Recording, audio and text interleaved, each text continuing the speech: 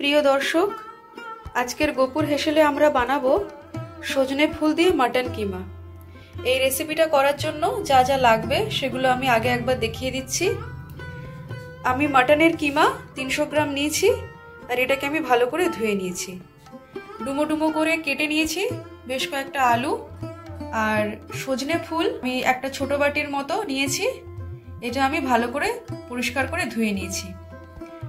পেঁয়াজ কুচিয়ে নিয়েছি কিমার মতন করে, আর সেরকম ভাবে কুচিয়ে নিয়েছি টমেটো, আছে গোটা গরম মশলা, এলাচ, দারচিনি, লবঙ্গ, আদা কাঁচা লঙ্কা বাটা, রসুন বাটা, আর হলুদ, গুঁড়ো লঙ্কা, এপাশে আছে চিনি, জিরে গুঁড়ো, তেল আর নুন। এবার আমি রান্নাটা শুরু করছি। কড়াই গরম হয়ে গেছে, এতে আমি দিয়ে দিচ্ছি পরিমাণ মতো তেল। আমি এতে দিয়ে দেবো গোটা জিরে, তখন দেখানো হয়নি কিন্তু আমি এখন দেখিয়ে দিলাম। দিয়ে দিচ্ছি এলাচ, লবঙ্গ, দারচিনি। এবারে এতে এই যে কুচিয়ে রাখা পেঁয়াজটা দিয়ে দেবো।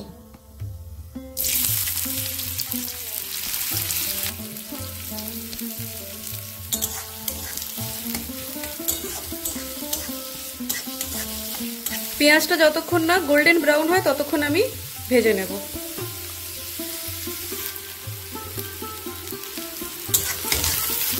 পেঁয়াজটার কালার চেঞ্জ হয়ে গেছে, একটু গোল্ডেন ব্রাউন হয়ে গেছে।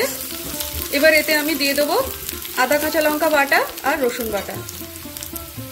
আমি রসুন বাটা দিয়ে দিলাম আর আদা কাঁচা লঙ্কা বাটাটা দিয়ে দিলাম। ভালো করে নেড়ে নেব।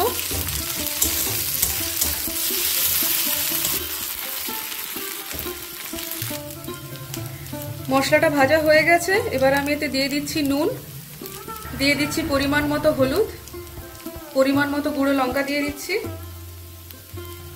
স্বাদের জন্য দিচ্ছি অল্প চিনি। এর উপর আমি 1 চামচ তেল ছড়িয়ে দেব। এবার এই মশলাগুলোকে আমি ভালো করে মিশিয়ে নেব।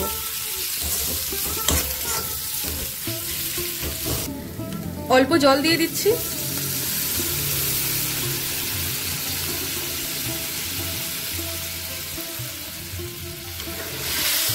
ভালো করে মিশিয়ে নেব। মশলাটা আমি বেশ কিছুক্ষণ ফুটিয়ে নেব। মশলা কষানো হয়ে গেছে, তেল ছেড়ে দিয়েছে মশলা থেকে। এবার আমি এতে মাটনের কিমাগুলো দিয়ে দেবো। এই মাটনের কিমাগুলো আমি এতে দিয়ে দেবো।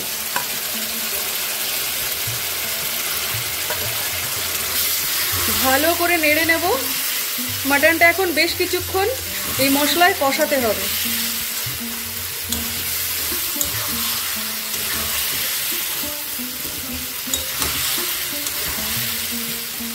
গ্যাসটাকে আমি মিডিয়াম ফ্লেমে রেখেছি, খুব বেশি হাইতে দেব না, তাহলে তাড়াতাড়ি পুড়ে উঠবে, ঠিক করে কষানো যাবে না।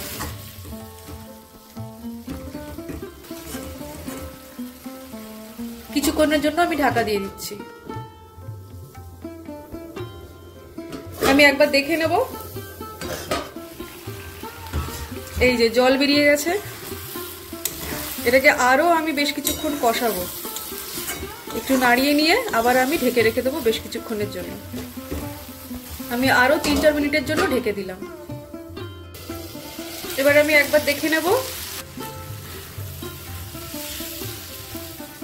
যে জলটা মাংসে উঠেছিল সেটা এখন আর নেই, তো আমার মাংস কষানো প্রায় হয়ে গেছে। এবার আমি এতে দিয়ে দেবো কুচিয়ে রাখা টমেটো, আর দিয়ে দিচ্ছি ডুমো ডুমো করে কেটে রাখা আলু।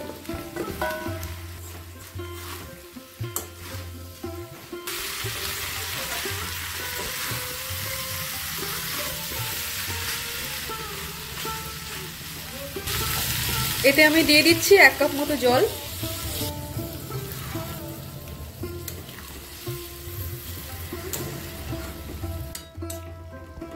এবার এইটাকে ঢাকা দিয়ে আমি আরো 5-7 মিনিট মতো কষিয়ে নেব।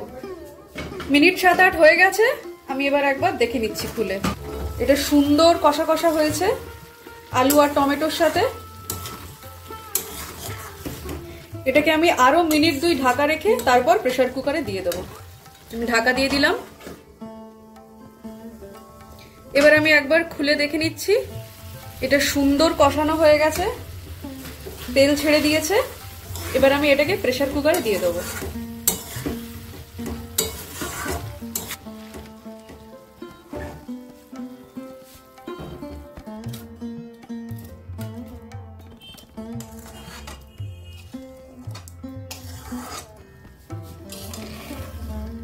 এই যে আমি প্রেসার কুকারে পুরোটা দিয়ে দিয়েছি। এবার প্রয়োজন অনুযায়ী জল দিয়ে, অর্থাৎ যতটা গ্রেভি আপনি রাখতে চান সেই পরিমাণ জল দিয়ে এটাকে 2-3টে সিটি মেরে নিতে হবে, কারণ এটা মাংসের কিমা তো বেশ অনেকটাই সিদ্ধ হয়ে গেছে, আর 2-3টে সিটি মারলে হয়ে যাবে। আমি এতে সামান্য জল দিয়ে দেবো। আমি এতে অল্প জল দিয়ে দিচ্ছি, যতটা গ্রেভি রাখবো ততটাই জল দিচ্ছি। একবার ভালো করে নেড়ে নেব। আমি এবার প্রেসার কুকারের ঢাকনাটা দিয়ে দিচ্ছি। 2-3টে সিটি পড়লে আমি এটা নামিয়ে নেব। 2-3টে সিটি পড়ে গেছে। এবার আমি খুলে দেখে নেব একবার। আমার কিমা সুন্দর তৈরি হয়ে গেছে। এই দেখুন, আলুও সেদ্ধ হয়ে গেছে। কিন্তু এখন এই যে গরম আছে, এই গরমের মধ্যেই আমি এতে দিয়ে দেবো সজনে ফুলগুলো। যে সজনে ফুলগুলো আমি পরিষ্কার করে ধুয়ে রেখেছিলাম, সেই সজনে ফুলগুলো একদম গরম থাকতে থাকতে আমি এতে দিয়ে দেবো। ব্যাস, আমি আর বেশি দেব না। ভালো করে একবার মিক্স করে নেব। এটা ভীষণ সুন্দর খেতে হয়, আর এর গন্ধটা ভীষণ ভালো আসে। মাটনের সঙ্গে যে সজনে ফুলের গন্ধটা, এটা ভীষণ সুন্দর আসে। আমি এতে সামান্য জিরে গুঁড়ো দিয়ে দিলাম। এটাকে ভালো করে একবার মিক্স করে এটাকে আমি আরো মিনিট 5-7 জন্য ঢাকনা দিয়ে রেখে দেব। এবার এটাকে আমি একদম ঢাকনা দিয়ে আরো মিনিট 5-7 রেখে দেব। তাতে কি হবে, সজনে ফুলটা সেদ্ধ হয়ে যাবে। আমার সজনে ফুল দিয়ে মাটনের কিমা একদম তৈরি হয়ে গেছে। আমি ডেকোরেশনের জন্য ওপর থেকে কয়েকটা সজনে ফুল ছড়িয়ে দিয়েছি।